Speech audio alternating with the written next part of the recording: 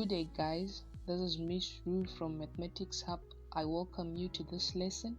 Today we want to take a look at significant figures, and our aim is to determine the number of significant figures in a number. We'll start by looking at some rules that will help us in achieving our goal. Number 1, non-zero figures are always significant. Number 2, any zero between two significant figures is significant. Number 3, leading zeros are not significant. And lastly, trailing zeros are significant if the number contains a decimal point. Let's look at some examples. The question that we want to answer says, how many significant figures are there in the following numbers? Let's look at 0,0071. Rule number 3 says that leading zeros are not significant. This means the zeros in 0,0071 are not significant. Only 7 and 1 are significant because by the first rule, non-zero digits are always significant. So it means in this number we have two significant figures. I hope we are clear on that.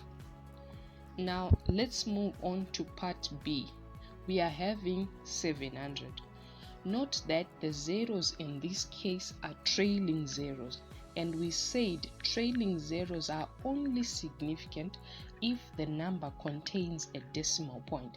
In this case, we do not have a decimal point, hence the zeros that we are having, they are not significant. So it means in this number 700, only 7 is significant. So we have only one significant figure, which is 7.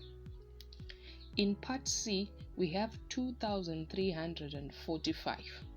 All the digits that we are having, they are non-zero digits, and by the first rule we said non-zero digits are always significant. So it means we have 4 significant figures.